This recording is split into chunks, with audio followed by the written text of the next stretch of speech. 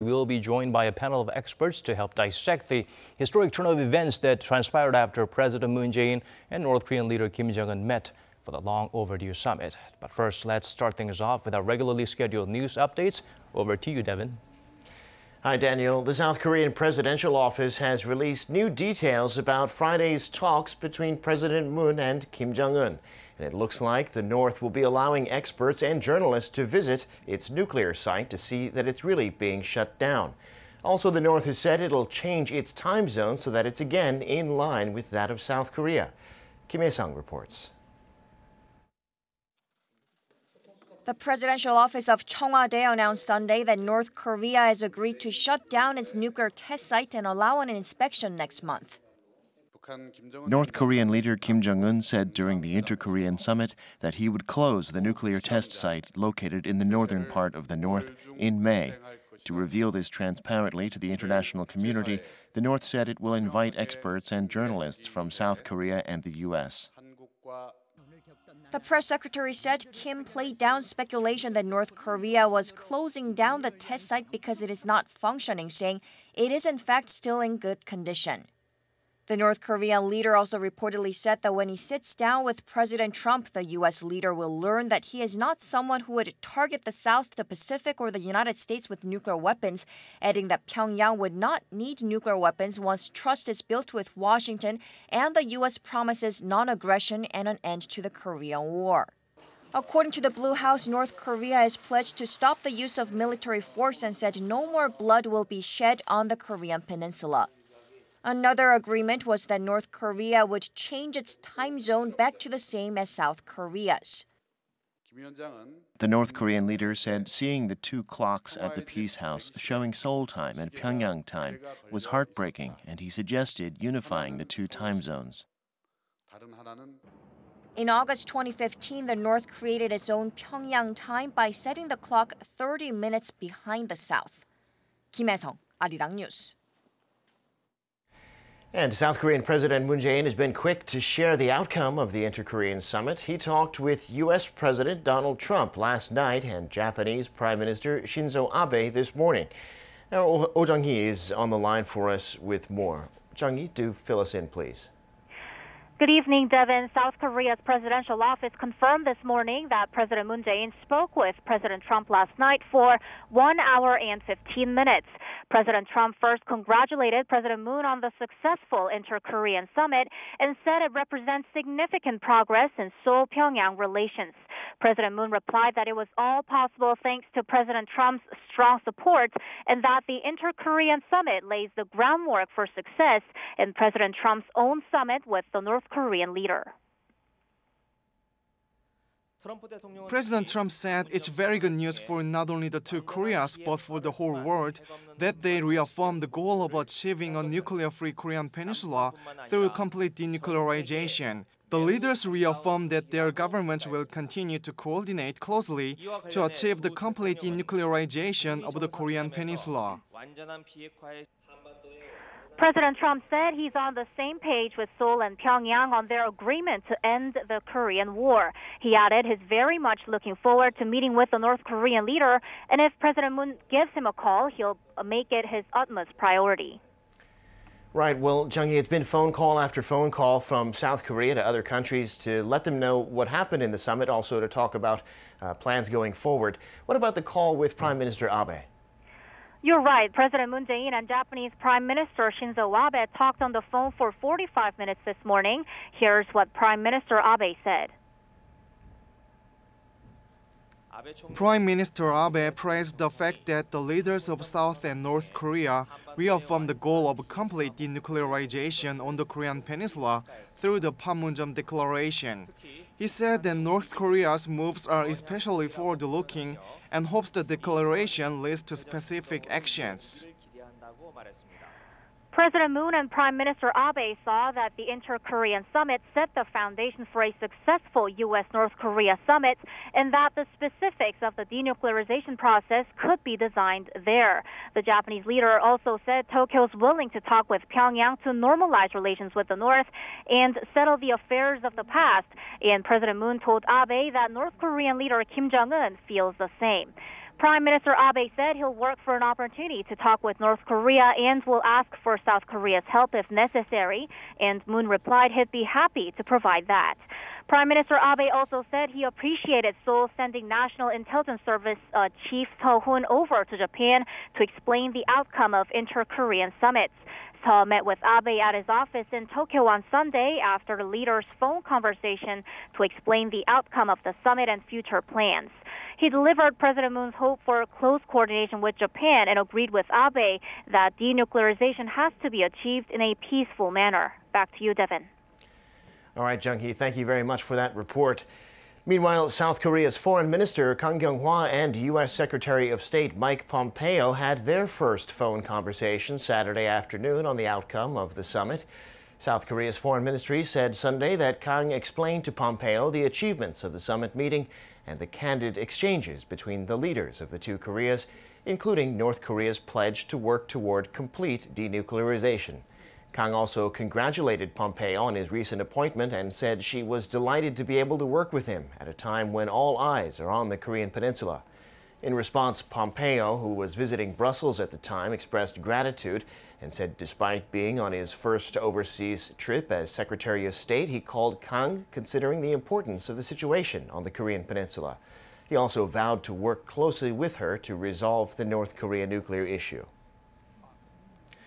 The defense ministers of South Korea and the United States have reaffirmed their commitment to finding a diplomatic solution that can ensure the complete denuclearization of North Korea. According to the Pentagon during a phone call on Saturday, South Korea's defense minister Song Young-moo and U.S. Defense Secretary James Mattis agreed to continue working together to achieve their common goal of a complete, verifiable, and irreversible denuclearization of North Korea, as reflected in multiple United Nations Security Council resolutions. During the conversation, Mattis also reaffirmed Washington's ironclad commitment to defending its ally using the full spectrum of its capabilities. And the chairman of the Joint Chiefs of Staff of South Korea and the U.S. also had a phone conversation Saturday evening, Korea time, reaffirming the allies' close cooperation. South Korea's defense ministry announced that Chairman General Jung Kyung-do spoke on the phone with his U.S. counterpart, General Joseph Dunford, about recent developments, also the results of the inter-Korean summit, and ways for the two allies to work together. Jung also thanked the U.S. for supporting recent military operations to free 3 South Korean nationals kidnapped by Nigerian pirates. According to the South Korean Defense Ministry, Jung also pledged that the South Korean Joint Chiefs will closely cooperate with and support their U.S. partners for a successful U.S.-North Korea summit meeting. Developments on the denuclearization of the Korean peninsula following the inter-Korean talks are coming one after another, which will lay a firm foundation for the summit between U.S. President Donald Trump and North Korean leader Kim Jong-un. And amid all the speculation about the time frame and location of those talks, President Trump said it could happen sooner than expected. Kim Jong-un reports. At a campaign-style rally in Michigan Saturday, U.S. President Donald Trump said he thinks his summit with North Korean leader Kim Jong-un will be held within the next 3 to 4 weeks. I think we'll have a meeting over the next 3 or 4 weeks. It's going to be a very important meeting. The denuclearization of the Korean peninsula of North Korea, the denuke.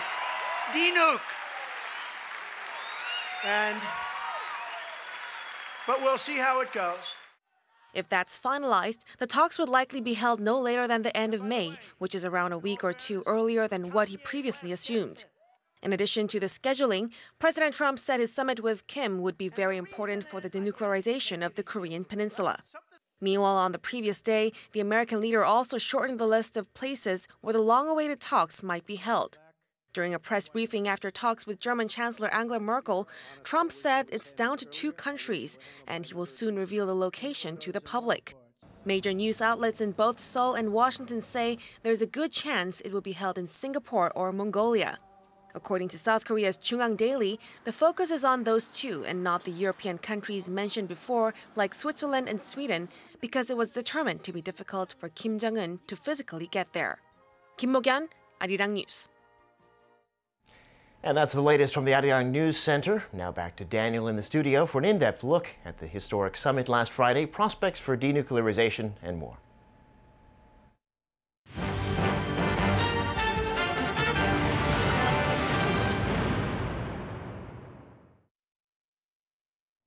All right, thank you for those updates there, Devin. And now we are going to have a look back at Friday's Inter-Korean Summit, the peace declaration signed by the two leaders, as well as the prospects going forward. Joining us in the studio is Kang Sun-woo from the Presidential Advisory Body, National Education Council. Thank you for joining us. Thanks for having me. And of course, Professor Bong Young-sik, researcher at the Yonsei Institute for North Korea Studies and a regular contributor to Arirang TV. Great that you could squeeze us in between your busy schedules, both of you.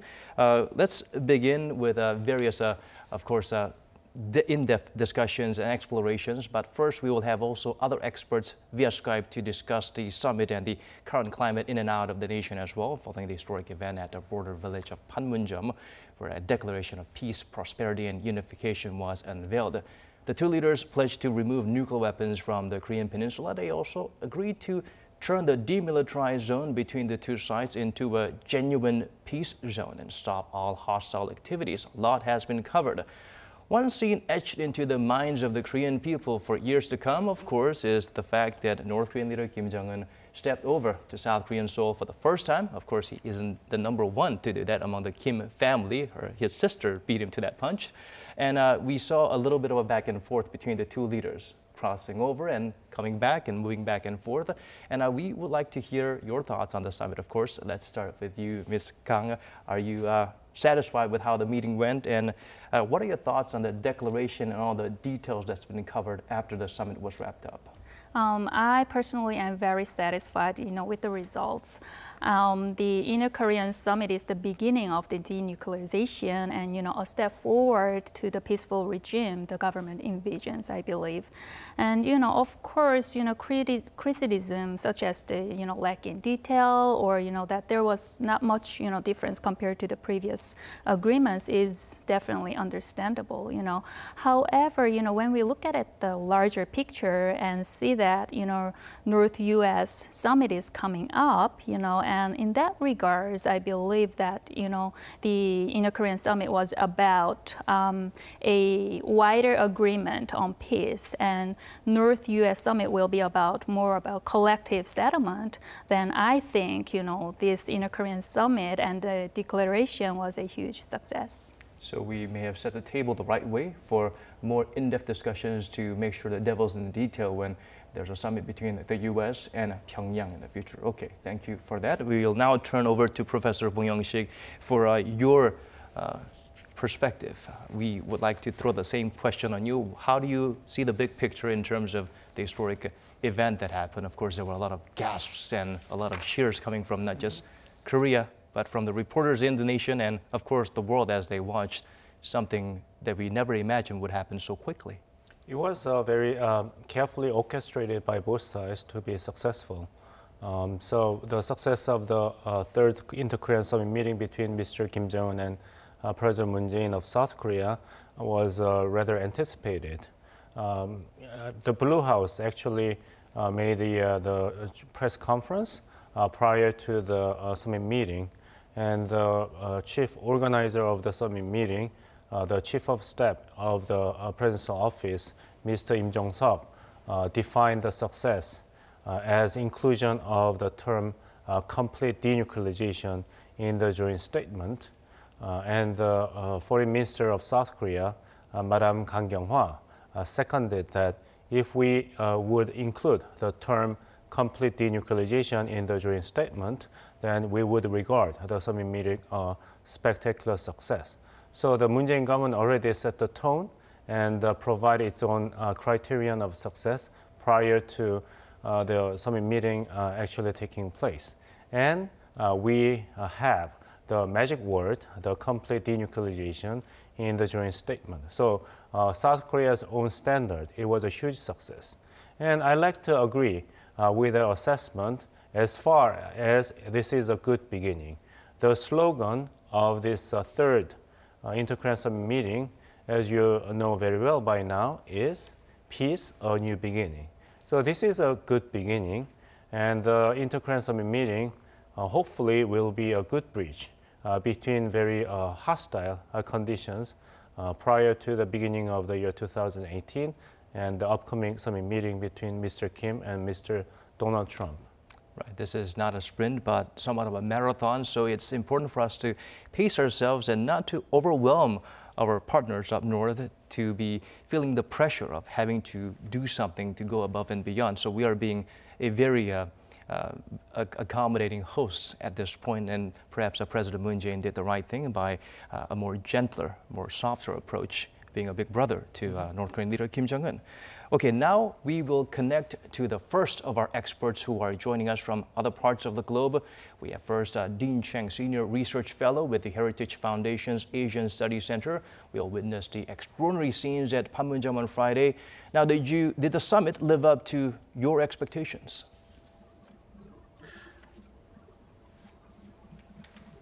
Well, I think that the summit went about as expected. The two leaders met. We don't quite know what came out of the half-hour session they had alone, but of course we have the Panmunjom Declaration. It pretty much reaffirmed many of the things that have been stated in previous joint declarations, wanting to see families reunified, denuclearization, lowering of tensions. The issue is really going to be how they implement this as time moves forward. The Panmunjom Declaration, peace declaration signed by the two Korean leaders, how do you think the regional players assess it? Well, I think it's safe to say that all countries involved are glad to see a reduction in tensions, a very historic moment when Kim Jong-un, of course, stepped across the DMZ into South Korean territory. This is truly unprecedented since the end of the Korean War. But again, I think that all of the major neighbors, including the United States, are looking to see where the rubber meets the road, if you will. What are the actual concrete steps that are going to be taken? So one issue is going to be when there's supposed to be a halt to hostile acts. Does North Korea expect an end to U.S.-South Korean military exercises? So this is going to definitely be something that will be an issue. And will China continue to maintain the sanctions that it has finally imposed upon North Korea? And Pyongyang states in the declaration it's willing to denuclearize. It's sudden, but in recent days, repeatedly, North Korean leader Kim Jong-un has mentioned it. Can we take his word on that, though? Well, North Korea has not said that it will give up its nuclear weapons completely. The term denuclearization has very different meanings north of the 38th parallel and south of the 38th parallel. The U.S. position, the South Korean position, has been for complete, verifiable, and irreversible dismantling of North Korea's nuclear capabilities. North Korea has always made the argument that its nuclear capabilities are a bargaining chip only if the U.S. ends its alliance with South Korea, withdraws its forces, and removes the nuclear umbrella. The other issue here is that North Korea's nuclear capabilities are now enshrined in their constitution. There is no evidence that the North Koreans are going to rescind that. So this is going to make it an interesting political issue as well in North Korea, in the sense of, can Kim Jong-un simply erase, if you will, these clauses that were only recently added? That would be a very public stepping away from a previously established position. So I'm afraid I'm very skeptical of whether or not we will see full and complete dismantling of North Korea's nuclear capabilities. All right, Dean Cheng, Senior Research Fellow with the Heritage Foundation's Asian Studies Center. Thank you so much for your insights. Now, moving on to here in the studio with our experts here. Professor Bong, how much do you agree with this statement? A lot of skepticism has been expressed. Of course, this, as you mentioned earlier, this is our first baby step towards something much bigger, and work has only just begun. It is always risky to bet on potential. It's always safer to bet on actual outcomes or results. So, Panmunjom Declaration must be regarded as such. It's a declaration of good intentions to move forward toward the complete denuclearization of the Korean Peninsula as a common goal for the two Korean governments and the world. but there is no specific mentioning of the previous declarations or agreements specifically designed to move the ball toward the denuclearization on the Korean Peninsula, such as the 1992 denuclearization, a joint declaration for denuclearization by the two Korean government, which has more specific steps and conditionalities. And there is no mentioning of the 2005 so-called September 19th joint statement, which also contains very specific roadmap toward the diplomatic normalization between North Korea and the United States, as well as a denuclearization of North Korea in verifiable manners. So omitting those previous achievements or agreement concerns me that this declaration is still very much open to many different interpretations by North Korea and other countries. So we have to wait and see until we see the outcomes of the summit meeting between US President Donald Trump and North Korean leader Kim Jong-un. Then we will narrow down the possible range of the interpretations of the very important items laid in the joint statement by the two governments, the Panmunjom Declaration. Right, as you mentioned, it is potential. We don't know what's going on with the cat in the bag at the moment. And it is an exciting time, though. It's important for us to set goals instead of not setting any at all. And it's also very important to take very small steps to set attainable goals instead of something that's huge, like a balloon that's constantly growing and something that we may not be able to deliver. In that regard, Daniel, I'd like to add two more points. North Korea needs to show a genuine attitude. In the meantime, for instance, North Korea has been anxious about expanding the scope of the reunions of the separate family members, usually confines the number of the participants to 100. Right. But we have at least 50,000 registered surviving members of the separate family in South Korea. So if North Korea even agrees to invite 500 each time, then we have to have 100 family reunion events. So North Korea needs to show more genuine attitude to fulfill these humanitarian goals, to enhance the spirit of friendship and the unity between the two Koreas. That's one test ground, litmus test for North Korea's genuine intention. And the other one is the arms reduction and the confidence building measures, which is only referred to in a very sketch manner in the Panmunjom Declaration. So the ball is in the North Korean side in terms of showing the true, genuine intention that Mr. Kim Jong-un means what he signed for. Like you say, the pressure is on North Korea right now. We have been as providing and accommodating and understanding as we can. So we expect North Korea to make the effort to make up for the last 11 years, as Kim Jong-un constantly touched on during his speech or when he was giving a toast, that we need to make up for the lost time. But of course, it's not just us, but their turn to make a huge move and gesture as well. Now, moving on to Seoul right now, Mr. Chang says there's no chance that Pyongyang will ever abandon its nuclear weapons and inclined to agree with the settlement. So how do you feel how would you rate it, like on a scale of 1 to 10, that North Korea's possibility of giving up its nukes? We are very hopeful that it's tipping somewhere in the 5 range, but from your experience, from what you've been observing so far, from where you've been serving our country, how do you feel the possibilities are in terms of North Korea's willingness and follow through in terms of turning their ways and giving up its nukes? I do understand the concerns and skepticism regarding Kim Jong-un, and actually agree we need to approach this with caution, because we've seen the hypocrisy of Kim Jong-un, haven't we? Like for example, the extreme measures against his relatives and officials, and also even the assassination of his stepbrother as well. And this was a brutal dictator with terrifying power, and there was almost a Machiavellian way to his way of ruling, I believe. Like if I can't be respected, at least I will be feared, was his way of ruling. And also he launched, I believe, a missile only 4 days after President Moon Jae-in stepped into his office, and also he continued the nuclear test and raised tensions and to a very high level. And then all of a sudden, from the New Year's statement, he just kind of, switched his stance, and North Korea attended Pyeongchang Winter Olympic and, agrees to South-North Summit, and also even, he agreed to, North and U.S. Summit. So therefore, the concern that the people have that Kim Jong-un can't be trusted is completely understandable, while just looking back to what happened in the past. Also, Suzanne Schultz has a point when she mentioned that not talking about human rights during Inter-Korean Summit is only reinforcing Kim Jong-un's lie as well. And I kind of agree, in part to her comment as well.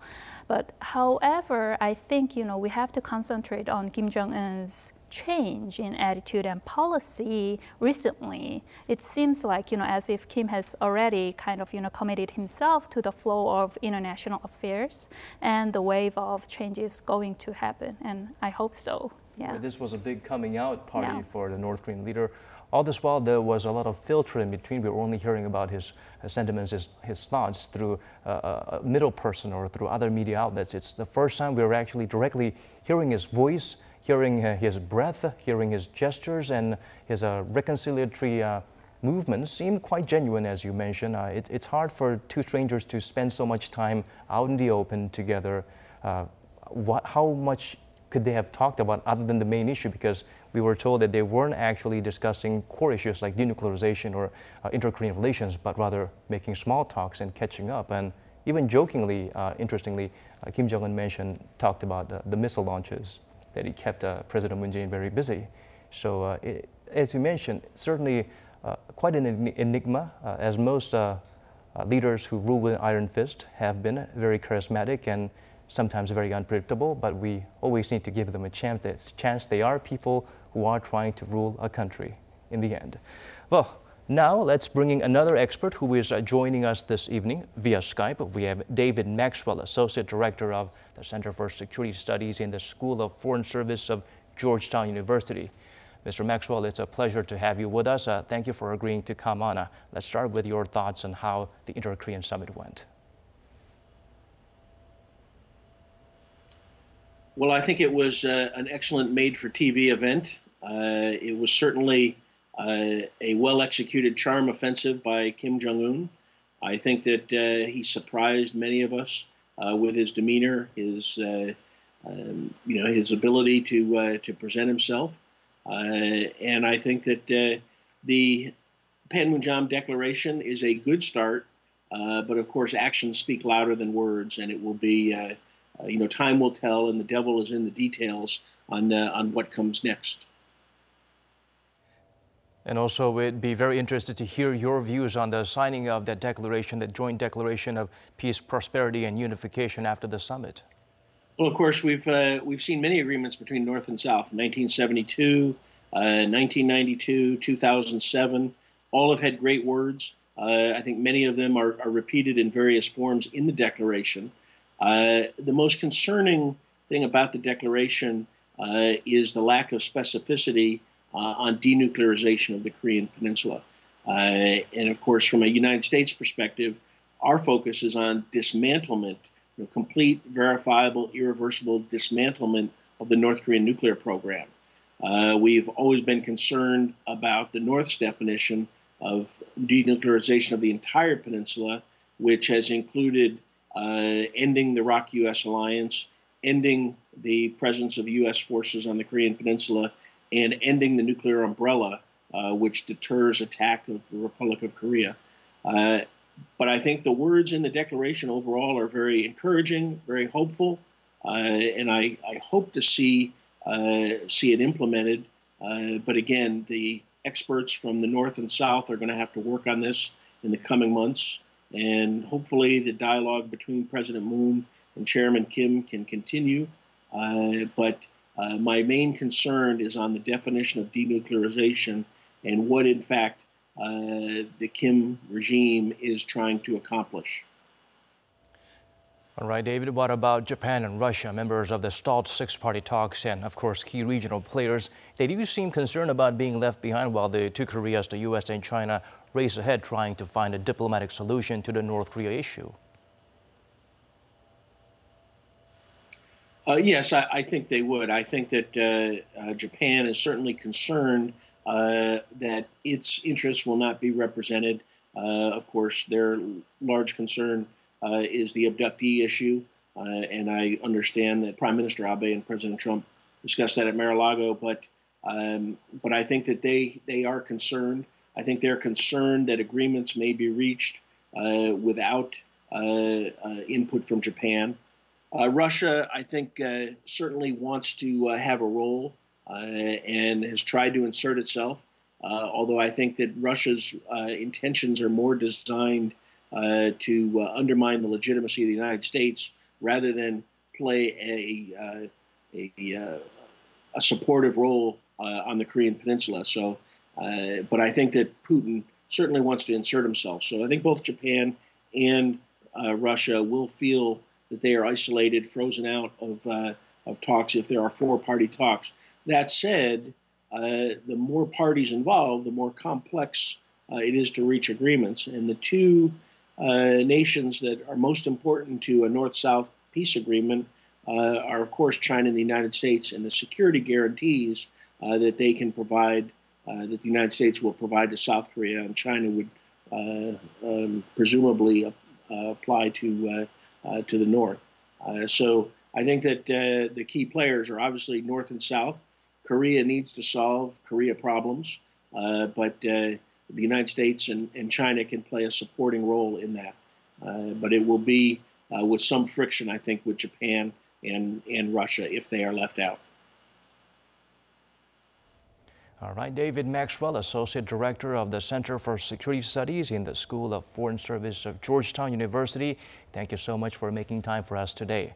Now, listening to his thoughts there, how do you think the Japanese Prime Minister Shinzo Abe and Russian President Vladimir Putin would be reacting to the situation? They must be feeling a little bit, not exactly in their comfort zone right now. We've frequently mentioned words like Japan passing as of late, and we've seen a flurry of a charm offensive by Japanese Prime Minister Shinzo Abe. Certainly, they seem eager to try and squeeze in and be a part of the collective.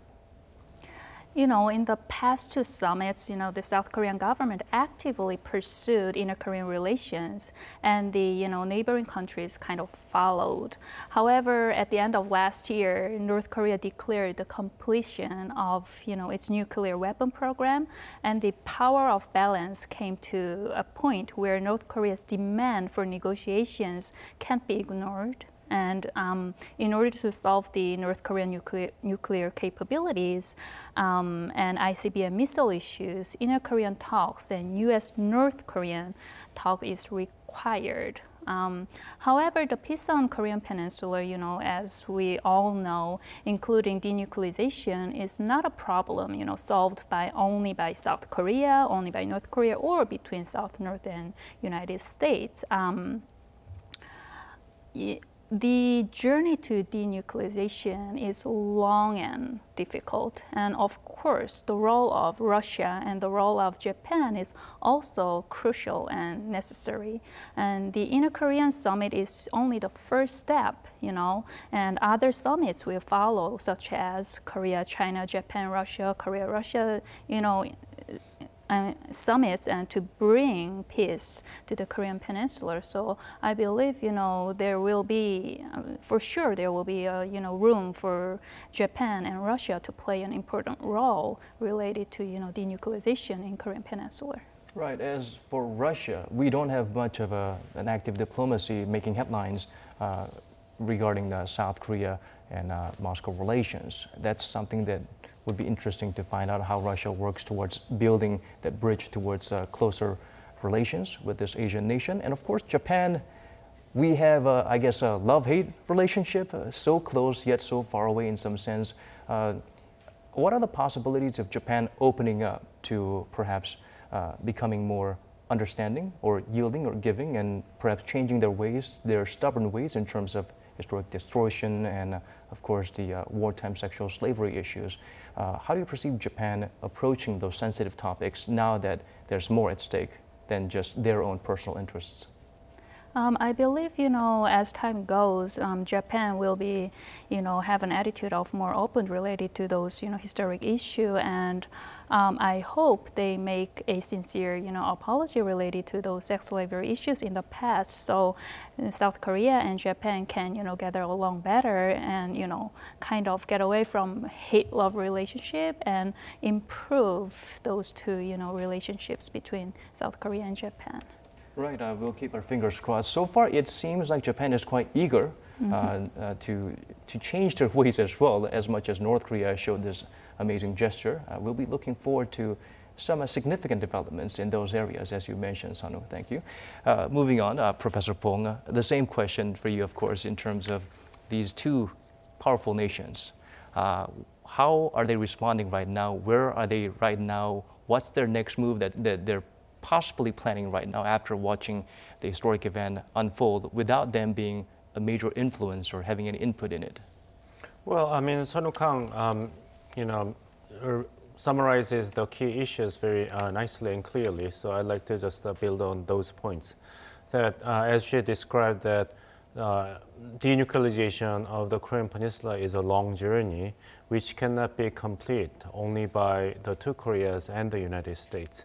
So there will be an opportunity, or many opportunities, for Russia and Japan to play their own roles in helping the cause to be realized in the end. I'd like to make a correction first that it is not Japan passing or Russia passing, but according to U.S. President Mr. Donald Trump, then it's a skipping Japan or skipping Russia, right?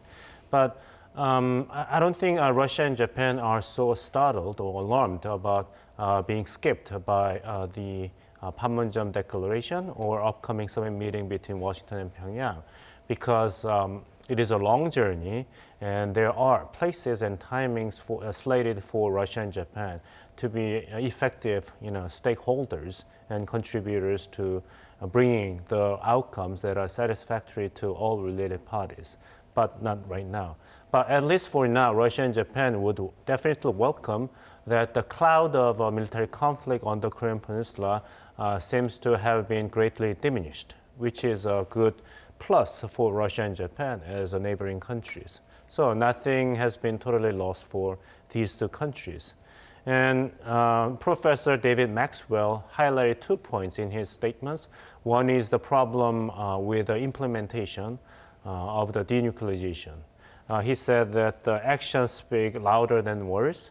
And it is true that North Korea and the United States have to deal with the challenges of the specific and verifiable implementations of the promises and agreements they are going to make toward the denuclearization as a final stage. So Russia and Japan can be a contributor to bringing the right kinds of implementation of the denuclearization methods. For instance, North Korea may try to persuade the United States by just declaring to stop or even destroy the intercontinental ballistic missile that can reach across the Pacific, the United States. But as long as North Korea is going to possess already produced weapon-grade plutonium and nuclear warheads, then South Korea and Japan will remain within the range of nuclear missile attack by North Korea at any given moment. Because the short-range missiles or intermediate-range ballistic missile, IRBMs, can at any moment mount nuclear warhead on their tips and attack South Korea and Japan in any given moment. So the concept of North Korea's denuclearization that is satisfactory from the standpoint of national security and deterrence for the United States may not be coincided with the concept of or definition of a denuclearization of North Korea that South Korea and Japan in the neighborhood of North Korea may be quite different. So there should be a coordinated and concerted a stance between Washington on one hand and Seoul and Tokyo on the other hand. So Japan's voice on this matter will remain quite important. And the second point Professor Maxwell pointed out is the implementation in the long run. Then Russia's participation will be increasingly important because the view threshed out in the Panmunjom Declaration is bring prosperity as a means of stability and security for North Korea. Then South Korea cannot do this alone. North Korea seems to try to emulate the formula worked for South Korea to achieve stability and economic prosperity in the 1960s. What happened in 1960 under Park Chung-hee government? President Park Chung-hee, despite opposition in the domestic society, forged diplomatic normalization with Japan, and South Korea received $800 million from Japan, which became a very important seed money for South Korea to build POSCO and the highway that connect important cities.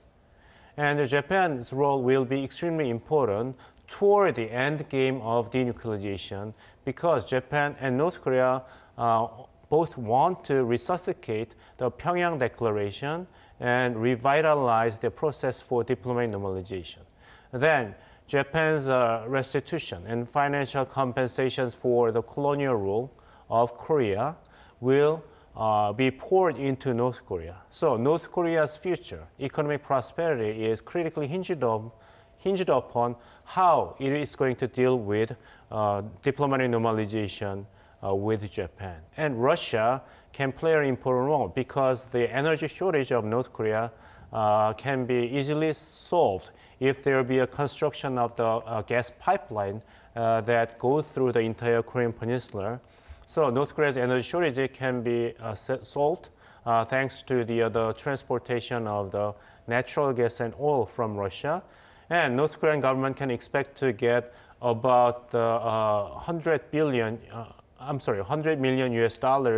as an annual transit fee to allow those natural gas pipeline to go through the territory of North Korea. So in summary, it is not time for Russia and Japan to jump in, but Russia and Japan will be extremely and increasingly important. So they're prepped and ready, geared up or gearing up, waiting for the right time to make a dramatic entrance, according to your analysis. And of course, many other experts may share your viewpoint. It's very interesting how these major powers around the world are just looking at this little dot in the map, which is a Korea that's it's such a small country that's already divided, and yet the two sides have so much different things to offer to the rest of the world, and the world continues to monitor its progress, scrutinize every little move. Right. In terms of the GDP per capita, North Korea is only 1/40 of South Korea, and its national economy is only as big as, no offense, but the economy of Miami in the United States. So how to narrow down the wealth gap is a big challenge for South Korea. Right. There are many issues of concern for South Koreans, of course, when we are asked about reunification. The biggest concern that pops up is the economic aspects of it, how we have to take one for the team and really reach out and help. So perhaps it will be very important for us to get a head start to make sure we somewhat do what we can to equalize, set up some sort of equilibrium in terms of the GNP up north. We will, of course, have to be a little bit focused and have our weekends off and, use our weekends or our spare time we can to help out wherever we can.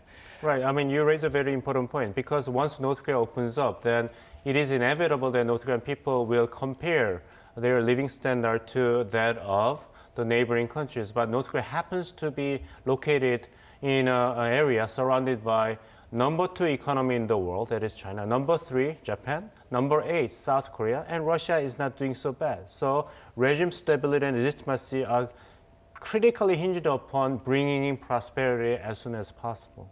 It is possible that the people of North Korea, they do have access to the outside world, we believe, what little access they have. And while watching that, their sentiments might be vibrating in some sense, and the leadership class feels that. And little by little, that also may have been a contributing factor in terms of North Korea making this drastic change, that they can't stick to their old playbooks of the old Kims anymore. So that is certainly welcome developments. And as you mentioned, Professor Bong, right now it's important to look at the fine prints to make sure nothing is open to a separate interpretation that powers like Russia and Japan, of course China and the US, South and North Korea must come together to unify the terms and make sure it's written and etched in stone. There are no other fine prints to put a microscope on. In terms of the upcoming summit, it's going to be with the United States and North Korea. How do you think Russia and Japan would plan their next move in terms of having somewhat of an effect or an influence in Washington's dealings with North Korea to come in a matter of weeks? For Russia, I mean, it will aim at keeping the right balance between keeping North Korean leadership intact and moving toward the denuclearization of the Korean Peninsula, because denuclearization on the Korean Peninsula also serves the national interest, the security interest of Russia too, because it does not want further advancement or reinforcement of U.S. forces in Northeast Asia, especially on the Korean Peninsula. And Japan, another issue that Japanese government is particularly interested in the abduction issue that lies between North Korea and Japan. So combining the abduction issue between North Korea and Japan and the denuclearization of North Korea between North Korea and the United States will be a very important agenda for Abe administration of Japan and beyond. Right, and of course, Prime Minister Shinzo Abe has been struggling to regain his prior popularity at home, and certainly the opportunity is presenting itself in terms of the upcoming summit between Washington and Pyongyang. How do you perceive Japan and, of course, Moscow go about preparing to possibly make other preparations to make sure they take full advantage of the situation in terms of the open communication between the U.S. and North Korea? I believe Russia and Japan will, take a very close observation how, the U.S. and North Korea summit goes. And personally, I am kind of, somewhat / very optimistic for the talks, between President Donald Trump and North Korea leader Kim Jong-un.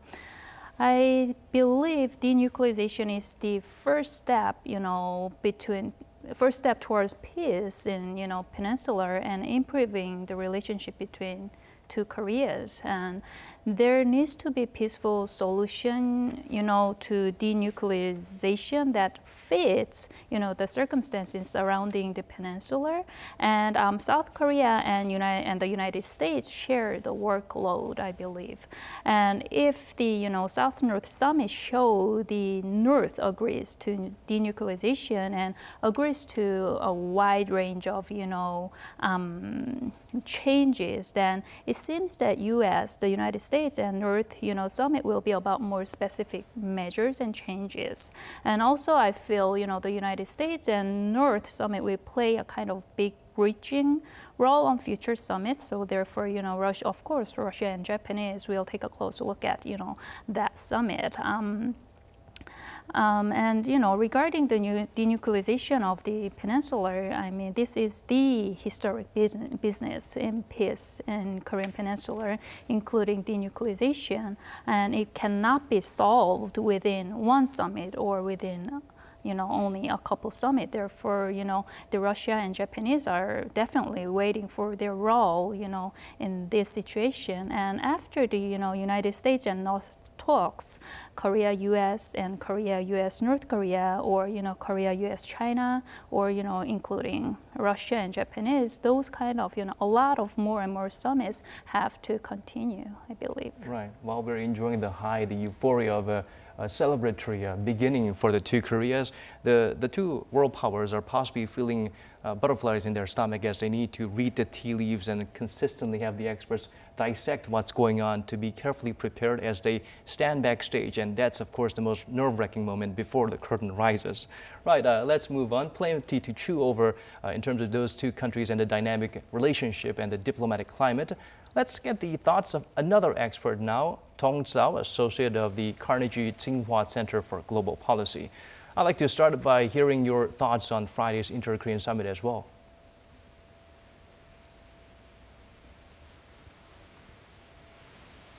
I think it went well. It achieved all it could achieve, especially on the crucial issue of North Korea's nuclear weapons. the two leaders made a political commitment to the goal of denuclearization. Given that North Korea wouldn't give up its most important nuclear weapons, that's about all we can achieve at this moment. Also, included in this joint declaration, there was a commitment to face the process of disarmament. I think that shows the two leaders are being pragmatic in moving towards the ultimate goal of denuclearization, which means they are willing to start with something easy, hopefully in the direction of freezing North Korea's nuclear capabilities.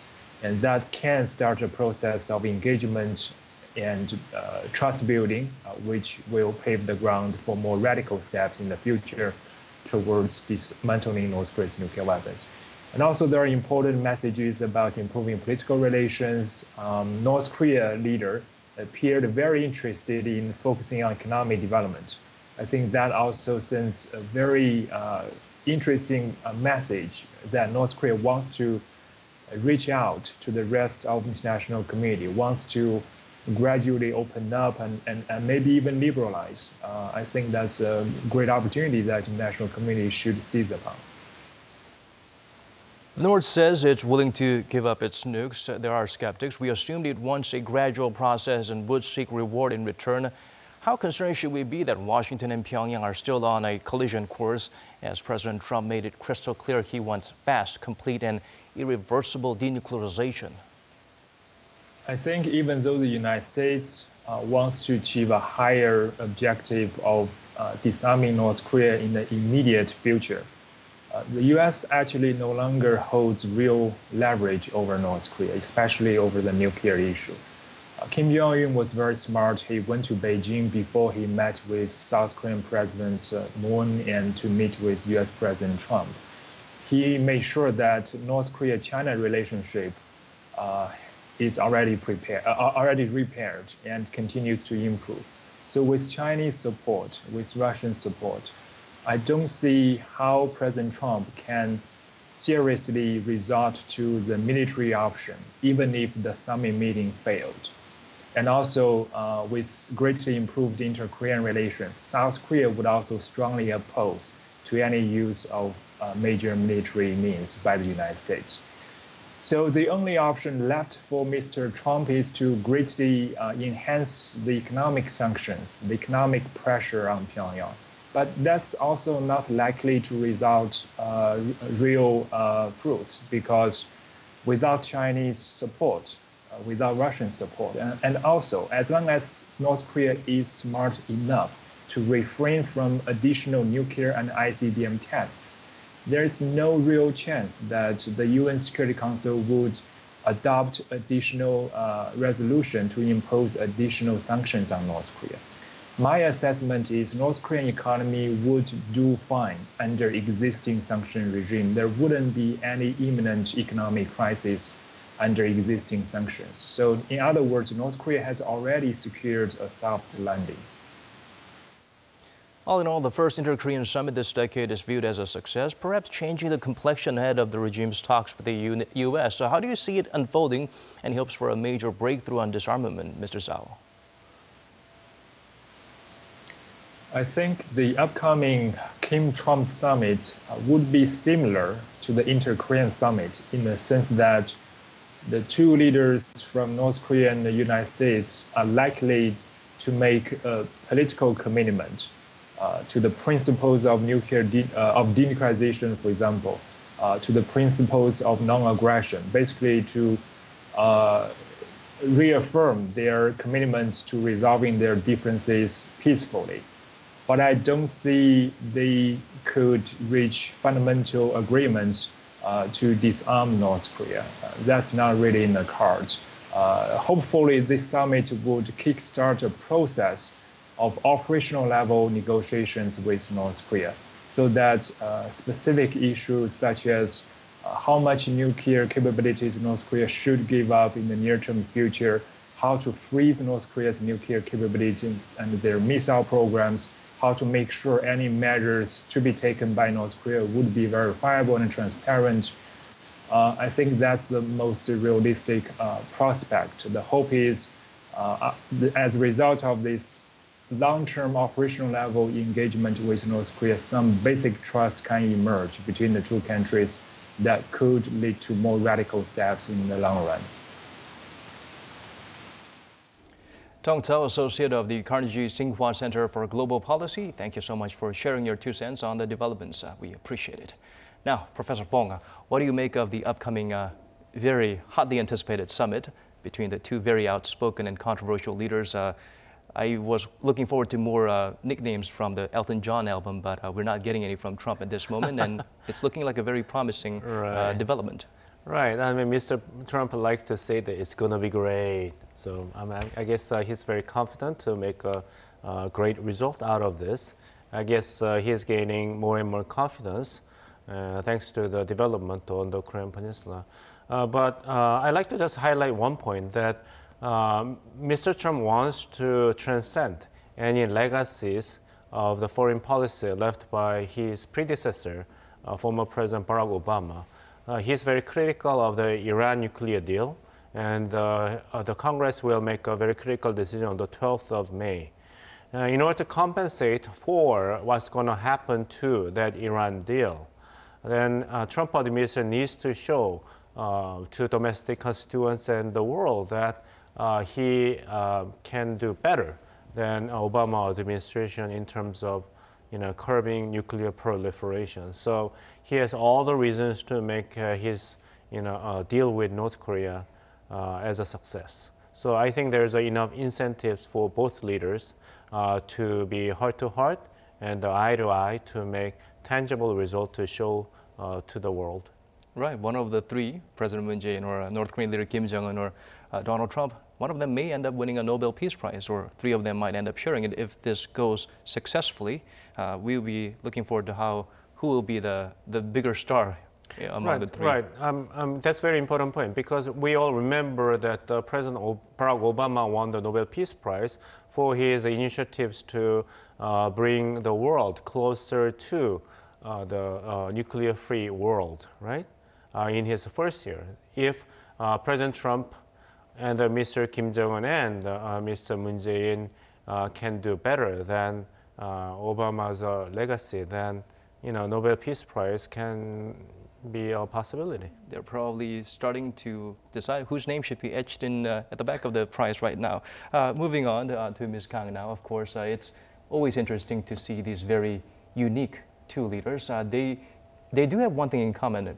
Kim Jong-un started the year by saying it's going to be a year of reconciliation and peace and openness and talks with South Korea, and it did happen. And President Trump, even before he was stepping into the Oval Office, he said, he's a smart cookie. I'd like to sit down and talk with him, and it's actually coming true, eerily enough. But of course, it's a welcome development. What's your take on the upcoming summits? How do you foresee it unfolding? Yeah, it is true that, unimaginable things are happening right now. And considering, Donald Trump's and North Korea leader Kim Jong-un's kind of extraordinary personality and characteristic, I think that, the U.S. and North Korea summit will be kind of somewhat interesting to, watch. And I do hope, the U.S. and North summit will produce, very kind of tangible, specific measures and changes related to, denuclearization schedule in Korean Peninsula. Right. It was interesting that both these leaders are very aggressive, but once they're on the podium, they seem very subdued, calm, and rational in terms of delivering their ideas. Let's quickly shift our focus to the home front, home domestic political arena. The ruling Democratic Party of Korea, I know you're no stranger to the party, so perhaps you would like to provide us with some insights as to how they're perceiving the developments, very hotly anticipated developments in terms of the thawing relations. The Democratic Party of Korea welcomes the Panmunjom Declaration as a historic declaration for the denuclearization of Korean Peninsula and peace settlement and inter-Korean relations. Democratic Party make every effort to realize the government's plan for peaceful regime based on the fact that the talks are a clear opportunity to embark on the journey for denuclearization. After Korean summit you remember in June 2000, U.S. Secretary of State Albright and North Korea Vice Marshal Cho announced U.S.-North Korean joint communique, and even at that time, talks of peace and U.S.-North Korea summit seemed possible. But when Bush government got in office, the deal kind of fell apart. And South-North Summit in October 2007 also fizzled out when the government changed 2 months later. Right, there were a lot of changes. Unfortunately, I'm going to have to cut you short, but to sum it up, it is something that did not happen overnight. There's been constant effort on the part of the liberal bloc to make sure this happened, and we're finally seeing the fruits of their labor. Before we, of course, wrap things up, Professor Pong, perhaps you would like to coin in on where the conservative sides, the Liberty Korea Party stands. They were constantly, of course, they want peace and reconciliation, reunification. They were very against the approach and the steps.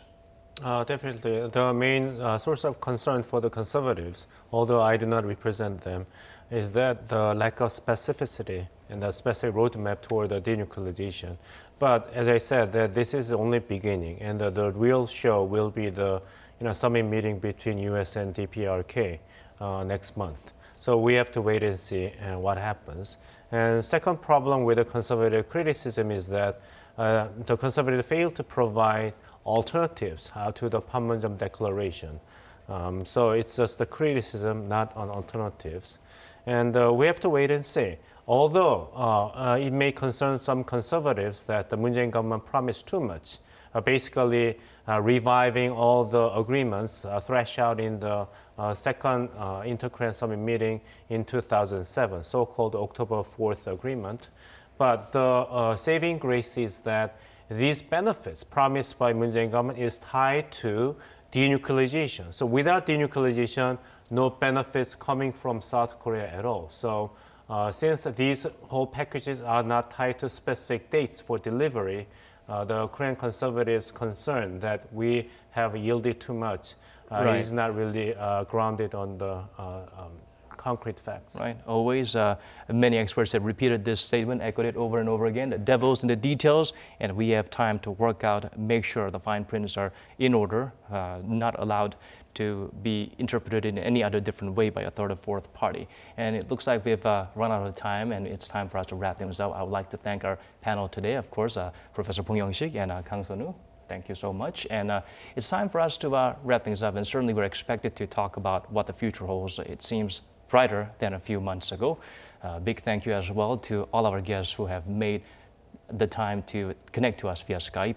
The world needs realists to keep it alive, but we do need dreamers to give it a soul. And this particular realist with guarded optimism is hopeful that we are not going in circles and dream of a Korea moving forward together. Thank you for watching, everyone. This has been Daniel Cha.